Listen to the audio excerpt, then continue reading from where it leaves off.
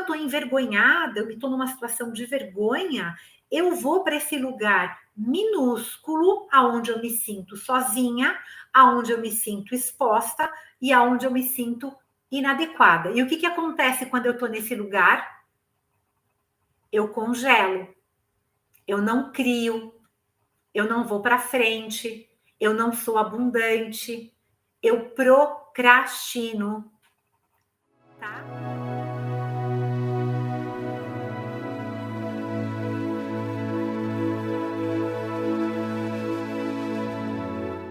Olha só, eu trouxe aqui algumas perguntas que eu considero ser bem legais a gente pensar a respeito. Olha só, isso tudo tem a ver com vergonha. Anota aí ou me responde aí. Eu vou fazer várias perguntas. Vê se você se identifica com uma ou com mais de uma dessas perguntas, tá ok? Você se esforça para ser digna e aceita? Você se sente confortável em ser quem você é, na sua própria pele, nessa sociedade que dá tanta importância à perfeição e à adequação? Qual emoção você sente quando é julgada ou ridicularizada por causa da sua aparência, por causa do seu trabalho, por causa da sua família, por causa da forma como você cuida dos seus filhos, da forma como você gasta o seu dinheiro, por conta das experiências da sua vida sobre as quais você não tem o mínimo controle? É um esforço para você ser aceita e ser digna? É um esforço para você imaginar o que as pessoas pensam sobre você? É uma preocupação muito grande, que quando você pensa a respeito disso, sobre o que as pessoas pensam sobre você, você sente raiva, ressentimento e medo? Quantas vezes você se convenceu de que uma pessoa ruim, de que você é uma pessoa ruim e que merece ser rejeitada? Até aqui eu estou falando, eu estou perguntando tudo que tem a ver com o que a vergonha causa. Se você se identificou com uma, isso se encaixa com você, uma ou todas as perguntas, significa que em algum aspecto você tem vergonha. Será que você merece ser rejeitada? E como que você se sente quando você é rejeitada? Essa rejeição que você tanto teme, você se sente envergonhada de ser rejeitada? Você teme ser atacada por ser desinformada demais? Quantas vezes, por se preocupar com tudo isso, você se sente exausta, oprimida e sozinha? Me diz, quantas vezes você se sente, vamos lá, exausta, oprimida e sozinha? Aqui eu tô falando para as mulheres porque meu público, a maioria é mulher, tá? Mas serve para todos, tá bom? Quantas vezes você se colocou essa frase assim? Alguma coisa está errado comigo. Sou uma farsa. Quem você pensa que é? Alguma vez na tua vida você foi rejeitada, diminuída ou ridicularizada? Rejeitada, diminuída ou ridicularizada? Responde aí para mim, gente. Então, né? Por que a gente se sente assim? Será que a gente teme esses sentimentos, né? A gente nasce numa sociedade em que a gente acaba. Eu já fiz uma live sobre isso, mas eu vou falar um pouquinho aqui, só para contextualizar. Ansiando, por quê? Por corpos perfeitos, né? A gente tem medo de contar as nossas histórias. A gente tem medo de envelhecer. E a gente tem medo de não ser valorizado. Então, a vergonha, ela vem de fora. ela vem dessas mensagens e ela vem dessas expectativas da nossa cultura. O que vem de dentro? O que vem de dentro? A vergonha, né? E esse corpo perfeito, né? Que tem a ver com uma sociedade, com um contexto cultural, né? Esse lugar do receio de contar a nossa história, por a gente ser rejeitado, diminuído ou ridicularizado, né? Da gente envelhecer e não servir mais para o mundo. Mas o que é nosso? O que faz parte desse Homo sapiens, né? Que a gente evoluiu, que somos nós, que faz parte lá do homem, né? Desde toda essa história do ser humano, né? Essa necessidade do ser humano de pertencer e de se relacionar, que é o que a gente está fazendo aqui agora. O que a gente está fazendo aqui agora? A gente está pertencendo a um grupo, a um círculo seguro. Por mais que internet é mundo de todo mundo, o que eu posso dizer para vocês é que aqui você tem voz. Aqui o que você fala é importante, mesmo que seja uma crítica a meu respeito. Se não me ofender, né? Porque eu acredito que aquilo que me ofende num sentido de xingamento, de você, né, não gostar do meu trabalho, não é me ofender, é um direito teu, uau, tudo bem, não tem nenhum problema. Agora, nesse espaço, a tua voz é importante, mesmo que te incomode o que eu falo, e você me fala, sua, tá me incomodando, não tem nenhum problema. Eu me sinto muito confortável com isso. Então, o que vem de dentro é essa necessidade da gente pertencer e da gente se relacionar. Então, todas essas perguntas, assistam novamente, anotem essas perguntas, porque é muito legal quando você está trabalhando com alguém, quando você está levando isso para um trabalho terapêutico, com um grupo, com um círculo de mulheres, trabalhar essa temática. Sabe por quê? É muito importante, porque não se fala sobre a vergonha. Tem uma experiência que a doutora Brené Brown fala, que ela conta no livro dela. Eu achava que isso só acontecia comigo.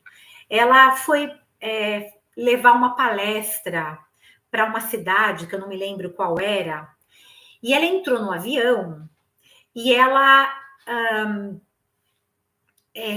viu que entrou uma mulher bem, assim, extrovertida, papapá. Essa mulher foi para o lado dela, né?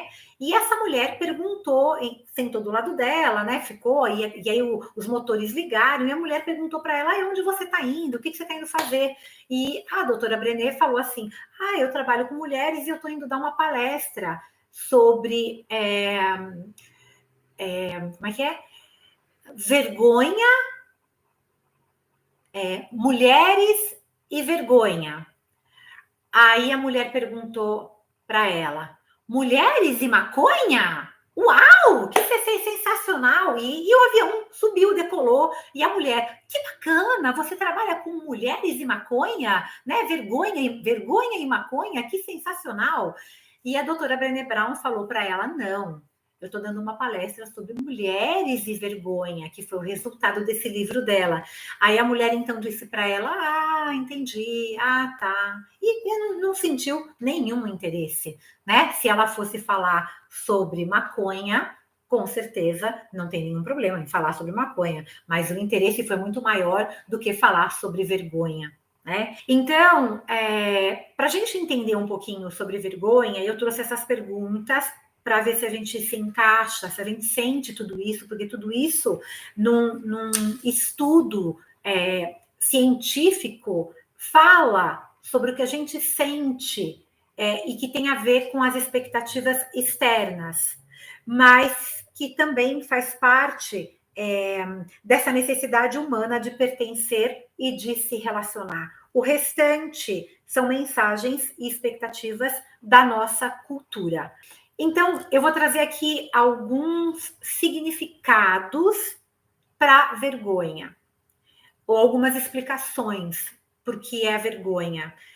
Não fiquem limitados na minha explicação, se tiverem outras, a gente traz. Mas é importante dizer que a vergonha, ela é uma experiência humana básica, discriminatória e extremamente destrutiva. E é muito legal a gente observar, tá? Que a vergonha e essa sua influência cultural, ou seja, se a gente pensar no início da nossa infância ou no início da nossa vida adulta, a gente aprende aí o quê? Essa necessidade da gente ser o quê? Apreciado. Ó, anota aí. De nós nos adequarmos e de nós agradarmos o outro. Então, aí já tem uma teia, tá? Que a gente vai construindo com esses aspectos que vêm dessa experiência humana. A vergonha, ela é uma emoção universal que não está reservada, gente, por mais que possa parecer que sim, há pessoas que sofreram traumas. E quanto menos a gente compreende a vergonha, mais poder ela exerce sobre nós. E ela afeta não só o nosso comportamento, mas os nossos pensamentos e os nossos sentimentos. Então, estou procrastinando, não estou colocando o meu trabalho no mundo, estou me sentindo tão exausta, tão oprimida, tão sozinha. Mas por quê? Porque talvez eu esteja com medo de ser rejeitada, de ser diminuída e de ser ridicularizada. Talvez eu esteja com medo, né? Nesse momento, por ser perfeita, porque eu tenho uma vergonha da minha imperfeição, porque eu tenho uma vergonha da minha humanidade, né? Talvez, né? O que as pessoas vão pensar sobre mim? E se eu colocar esse vídeo aqui e de repente alguém escrever alguma coisa sobre mim que eu não vou gostar? Que vergonha! Esse vídeo nem editado foi, que vergonha! Tudo bem, isso vai acontecer. A vergonha, ela faz parte dessa trama que é extremamente complexa, que inclui o medo e as expectativas culturais. Só que ela é uma epidemia extremamente silenciosa, porque não se fala sobre a vergonha. Então, a gente experimenta a vergonha como uma teia de expectativas sociocomunitárias que é formada por várias camadas extremamente conflituosas e contraditórias que ditam quem nós devemos ser, o que nós devemos ser e como nós devemos ser. Anota aí. Quem eu devo ser? Será que eu estou sendo quem eu devo ser mesmo? Ou eu estou sendo o que querem que eu seja? O que eu devo ser? Será que eu estou sendo, né, o que eu devo ser mesmo, que eu vim para ser no mundo? E como eu estou expressando o meu melhor no mundo? Será que eu estou seguindo os meus valores?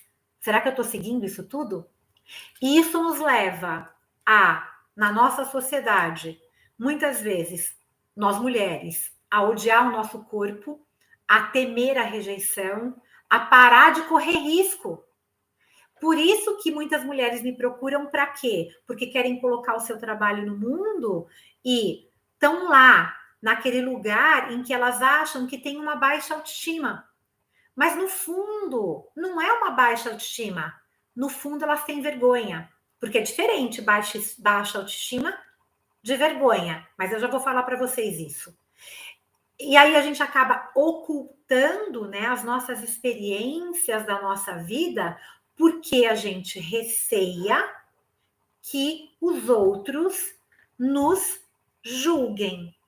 Né? É como se a gente fizesse isso aqui. Quer ver? Ó, vou mostrar para vocês uma coisinha bem rápida. Estão me enxergando? Então, aqui, ó, a gente tem, ó, né?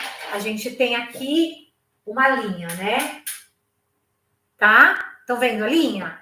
Então, aqui a gente tem a vergonha. Vamos colocar aqui, ó, a vergonha, né? Eu sei que vocês não estão enxergando direito, porque não está focando, mas eu escrevi aqui a vergonha, né? Aqui a gente tem o quê?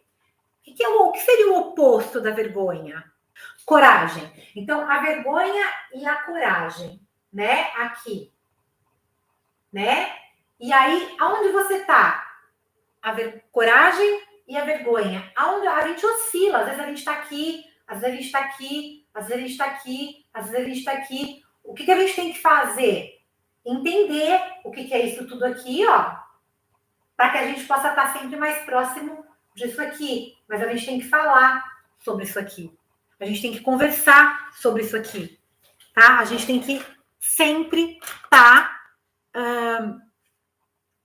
observando isso tudo, olhando para isso tudo, tá? Acho que está claro até aqui, né? Então, eu contei daquele exemplo, né? Da doutora Brené Brown, um avião, né? Pô, a mulher escutou, ela falou, né? Mulheres e vergonha, a mulher escutou mulheres e maconha. Se fosse o assunto mulheres e maconha, elas teriam conversado a viagem inteira. Se fosse, né? Como o assunto era mulheres e vergonha, a mulher virou para o lado e ficou quieta. Então, assim, vocês sabem quais são os subprodutos da vergonha? Quais são os subprodutos da vergonha? Vocês sabem quais são os subprodutos da vergonha? Vocês não vão enxergar aqui, né? Eu estou me achando escrevendo aqui. Estou voltando para a sala de aula, mas vocês não vão enxergar. Quais são os subprodutos da vergonha? Os subprodutos da vergonha são o medo. O medo é um subproduto da vergonha. A culpa.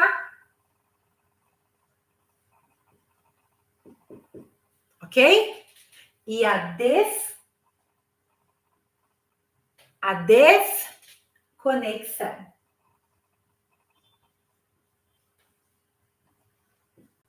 Então, esses são os subprodutos da vergonha. Tá? Ficou claro aqui? Como desenvolver a coragem, né? Como desenvolver a coragem para que ela fique mais leve. Olha que interessante, eu até marquei aqui. Qual que é a diferença entre a vergonha e a autoestima? A gente sente vergonha, a gente pensa autoestima, tá? Quando eu tô falando de autoestima, eu penso quem eu sou, quem eu gostaria de ser, de onde eu vim e o que eu me tornei, tá? Quando eu sinto vergonha, eu sou levada a um lugar muito minúsculo, aonde eu perco a noção do contexto. E esse lugar, ele é pequenininho e ele é solitário. A autoestima, né, é a forma que a gente se vê, são os nossos pontos fortes e as nossas limitações, e é o que a gente pensa sobre nós. A vergonha é o que a gente sente, né? É uma emoção. É como nos sentimos quando a gente passa por determinada experiência. Quando a gente sente vergonha, a gente não consegue ver o panorama geral. A gente não pensa com clareza sobre os nossos pontos fortes e fracos, né? As nossas limitações. Só nos sentimos sozinhas, expostas e profundamente inadequadas, tá? Então, quando eu penso na minha autoestima, vou repetir, tá? Eu penso em quem eu sou em relação a quem eu gostaria de ser, de onde eu vim, o que eu me tornei e o que eu realizei. Eu tenho eu penso, posso raciocinar, né? Quando eu estou envergonhada, eu estou numa situação de vergonha, eu vou para esse lugar minúsculo, aonde eu me sinto sozinha, aonde eu me sinto exposta e aonde eu me sinto inadequada. E o que acontece quando eu estou nesse lugar? Eu congelo, eu não crio, eu não vou para frente, eu não sou abundante, eu procrastino. Quando a gente está falando de antídoto, em primeiro lugar, quando a gente fala de resiliência, né? que é um termo que dentro da psicologia a gente usa como resiliência emocional, a gente está usando esse termo dentro da psicologia se referindo a uma habilidade que nós temos, tá? Para responder às situações de frustrações e de estresse que a gente passa, gente, todo dia, em todos os níveis. Quando a gente tem resiliência, a gente consegue superar e se recuperar emocionalmente. Ou seja, desenvolver uma resiliência à vergonha é uma forma da gente olhar para a vergonha de um outro lugar. Mas como que a gente vai desenvolver essa resiliência emocional? Primeiro, reconhecendo a partir de que lugar, né? As perguntas que eu fiz no começo, elas falam muito, né? Muitas das mulheres que me procuram para os cursos, para as formações, não colocam os seus trabalhos no mundo, não é por falta de capacidade, não é por falta de criatividade, são trabalhos lindos e maravilhosos. Na sua maioria, é por vergonha. É por se sentir inadequada, é por não se sentir merecedora suficiente, né? É por aquela pergunta: o que a minha família vai pensar sobre mim? E essa pessoa luta tanto que ela me procura num lugar que ela está geralmente já exausta, se sentindo oprimida, né? E se sentindo sozinha. Então, ela busca esse momento de solicitude, que a terapia é um momento de solicitude, que é só dela, para restaurar esse lugar. Sim, a gente restaura. O paciente veio buscar aquilo, né? Tem essa troca, a ciência da paz, né? Paciente, ciência da paz. Eu gosto muito dessa palavra. Tem pessoas que não gostam de usar a palavra paciente mais, mas eu gosto ainda bastante. Então, é reconhecer, é buscar enfrentar de uma maneira construtiva. É lógico, gente, todo mundo tem vergonha de fracassar em alguma coisa. É óbvio. Quem não tem vergonha de fracassar em alguma coisa? A gente tem vergonha, porque o mundo, ele nos avalia por resultado o tempo todo. Que resultado geralmente que é esse? O nosso sucesso financeiro. Mas lembra do livro que eu falei, que é muito legal, que é os pensamentos secretos das mulheres de sucesso, que fala, da Valerie, que fala, Jung, que fala sobre a síndrome de impostora, que mulheres que têm um resultado financeiro, que têm sucesso, muitas vezes se sentem impostoras também. Então, a gente só vai crescer a partir da experiência.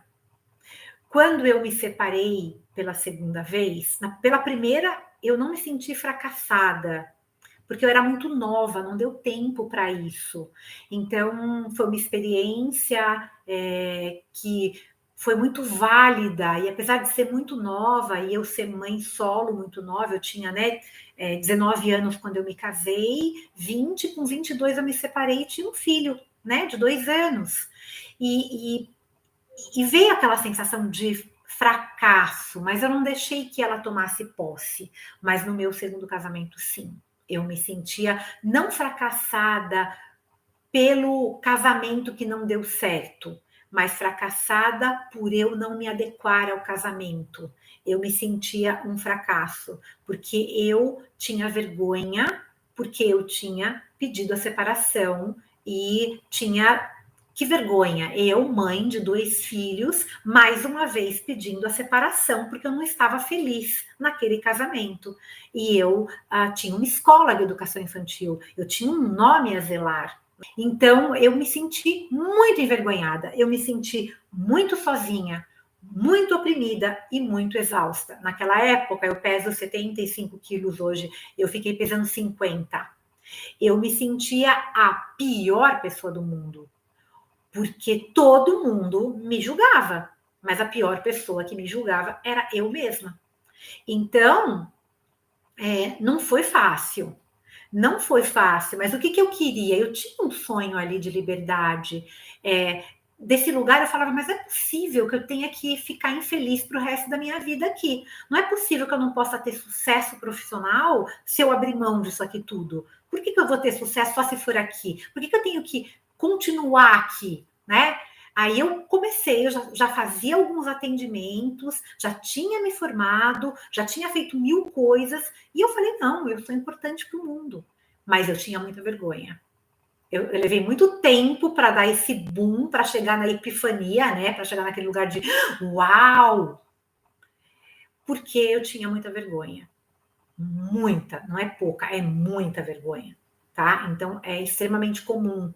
E eu resolvi isso como? Em terapia, nos círculos de mulheres, falando sobre essa vergonha. E no que eu transformei isso? Eu transformei isso nas minhas formações, levando para as mulheres, né, no meu contexto terapêutico, levando para as mulheres produtos, metodologias que as ajudem a não passar pelo que eu passei, porque não precisa.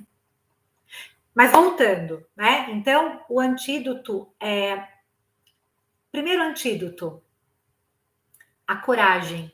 E quando eu falo de coragem aqui, né, que foi citado a coragem como um oposto, né, da vergonha, eu não estou falando da coragem associada aqui à bravura e a heroísmo. Não que não possa estar associado, mas trazendo uma tradução bem interessante, que é a coragem para falar e dizer aquilo que está no coração. O que nos está movendo. É essa coragem. E aonde a gente encontra esse antídoto? Dentro de um círculo de mulheres, a gente encontra isso. Se a gente participar de um círculo de mulheres que tem dores, que tem a ver com gênero, sim, a gente encontra esse espaço para coragem, tá? Compaixão. A coragem, né?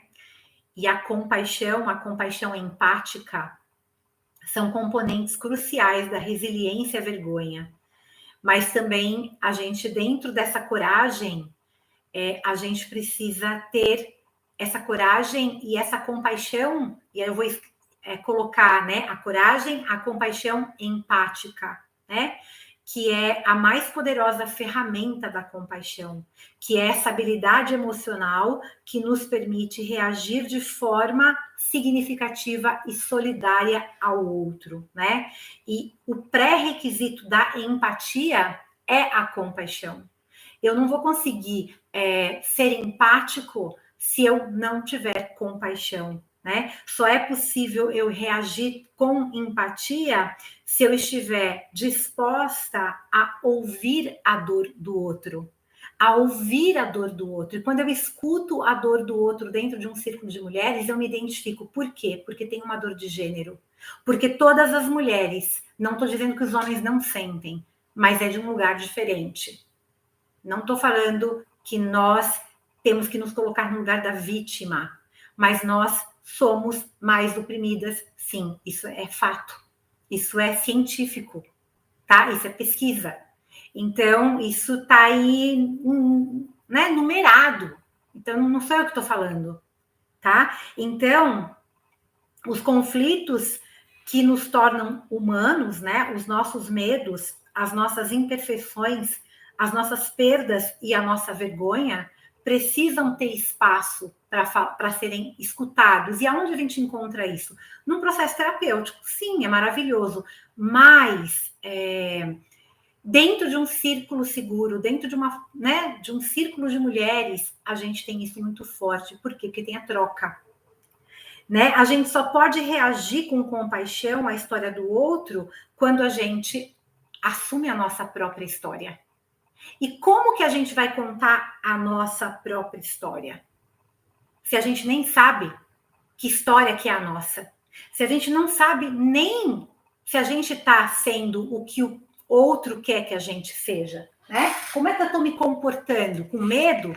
Com culpa? Como é que eu estou respondendo? Que teia que eu estou?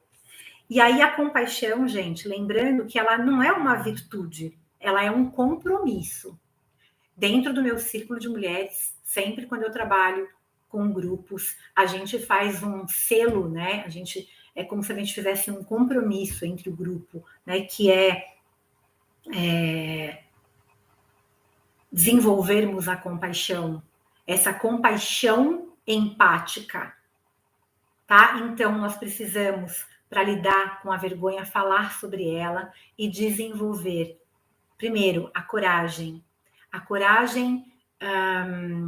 para dizer o que está no nosso coração, a nossa imperfeição, a nossa vulnerabilidade. Compaixão empática, que é aquele momento que a gente se compadece da nossa própria dor, que a gente olha para a nossa humanidade e escuta a humanidade do outro, se identifica e encontra um lugar melhor. E aí a gente entra no quê? Na conexão. O que é a conexão? É a gente... um dos antídotos é a gente poder fazer conexão, é essa necessidade de ser aceita, de fazer parte de um grupo, de ser valorizada pelo que nós somos. Então, sim, o Círculo de Mulheres é um movimento mundial, evolucionário e revolucionário, e gostar de nós mesmas, gostar do nosso corpo, gostar, né? E assumir quem a gente é no mundo é um grande ato revolucionário por si só. Então, coragem, compaixão empática e conexão são esses antídotos. E aonde a gente encontra esses antídotos? Dentro de um círculo de mulheres. Por isso que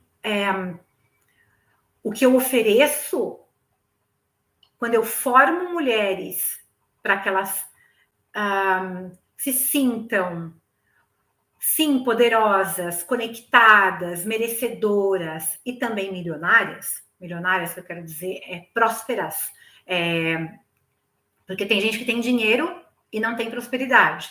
Então, é o conceito de prosperidade. Eu ofereço isso porque eu sei o caminho. E o Círculo de Mulheres, sim, ele é uma medicina para isso. E o sagrado feminino é importante para o mundo, sim. E quando eu falo de sagrado feminino, eu não digo de novo da gente colocar regrinhas, eu digo para a gente olhar para todos esses sentimentos de vergonha, de inadequação, de exclusão, tudo isso, para a gente não substituir o príncipe encantado pelo círculo encantado. E lembrar que dentro do círculo, todas essas temáticas precisam vir. Nós podemos vivenciar muitos rituais dentro de um círculo sagrado, mas o ritual de nos tornarmos quem a gente é, esse processo de individuação, é o ritual mais bonito que a gente pode proporcionar a nós mesmos e ao mundo, né? Que é esse lugar, né? Essa mulher em potencial que nós somos. Acredito que vocês estão saindo daqui hoje entendendo ou observando esses gatilhos da vergonha e percebendo que a vergonha nos afasta desse eu autêntico, dessa autenticidade, dessa possibilidade de eu descobrir, né, o que eu quero fazer no mundo, o que eu quero colocar no mundo, com coragem, com compaixão e conexão, né, para que a gente tenha então essa resiliência de saber lidar com tudo isso que a nossa sociedade o tempo todo nos cobra, né, que são esses observar esses subprodutos da vergonha, né, que é o medo, a culpa e essa desconexão.